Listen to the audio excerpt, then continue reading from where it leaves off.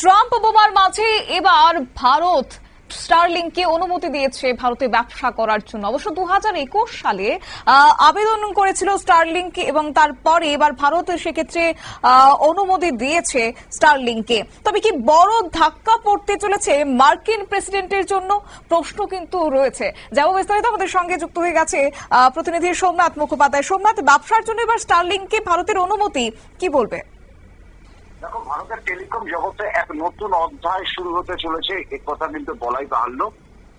বৃহস্পতিবার টেলিকম মন্ত্রী আমাদের জ্যোতিরাদিত্য সিন্ধিয়া ঘোষণা করেছেন যে ইলন মাস্কের নেতৃত্বাধীন স্যাটেলাইট ইন্টারনেট পরিষেবা সংস্থা স্টারলিংক ভারতে পরিষেবা চালু করার জন্য প্রয়োজনীয় লাইসেন্স পেয়ে গিয়েছে।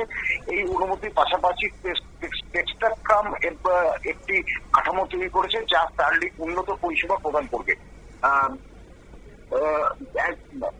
একটা জিনিস মাথায় রাখো যে গত 11 বছর ধরে প্রধানমন্ত্রী নরেন্দ্র মোদী ভারতের ডিজিটাল রূপান্তর প্রসঙ্গে বারবার কথা বলেছেন। সেই প্রসঙ্গ তুলে সিন্ধিয়া জানিয়েছেন প্রত্যন্ত গ্রাম থেকে শুরু করে ব্যস্ত শহরে ডিজিটাল এক্সপ্রেস নাগরিকদের ক্ষমতার কাছে আরো পৌঁছে দিতে স্টারলিংক খুব ভালো কাজ করবে।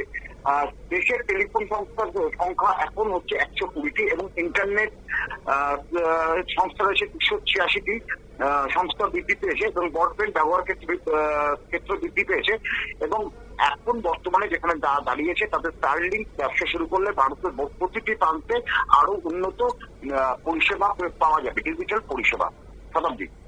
একেবারে। তবে বর্তমানে একদিকে যেমন ইলন মাস্ক এবং ডোনাল্ড ট্রাম্পের তাদের বন্ধুত্বের হাত শত্রুতায় পরিণত হয়েছে, পাশাপাশি ট্রাম্প কিন্তু বলেছিল ভারতের উপর 25% শুল্ক চাপানো। সেক্ষেত্রে ট্রাম্পের জন্য কতটা ধাক্কা এবং পাশাপাশি ভারতের ক্রমবর্ধমান ডিজিটাল বাজারের ক্ষেত্রে সেখানে মাস্কের এই কোম্পানির প্রবেশ পথে বা কতটা প্রশস্ত হতে পারে? দেখো, একটা জায়গা কিন্তু স্পষ্ট, মার্কিন প্রেসিডেন্ট ডোনাল্ড ট্রাম্পকে কিন্তু খুব যে একটা পাত্তা দিচ্ছে কথাটা বললাম, কারণ যে খুব একটা ভালো মতো কথা বোঝে তা কিন্তু নয়।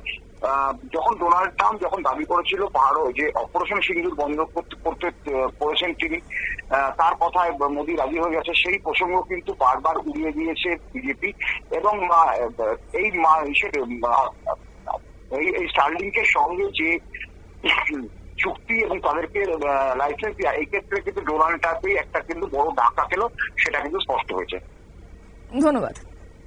আপনারা শুনলেন, অর্থাৎ এবার ভারতে ব্যবসা করতে চলেছে ইলন মাস্ক। ভারতের প্রধানমন্ত্রী নরেন্দ্র মোদী যখন ওয়াশিংটন সফর ছিলেন তখনই কিন্তু তার সঙ্গে বৈঠক হয়েছিল ইলন মাস্কের, যে সূত্র বলছে। এবং তারপরে এবার ভারতে ব্যবসার জন্য একটা প্রবেশ পথ প্রশস্ত হয়েছে ইলন মাস্কের, এমনটাই যখন আন্তর্জাতিক মহল বলছে। ঠিক তার অন্যদিকে ডোনাল্ড ট্রাম্পের জন্য যে একটা বড় ধাক্কা হতে চলেছে তাও কিন্তু এবার আশঙ্কা করা যাচ্ছে।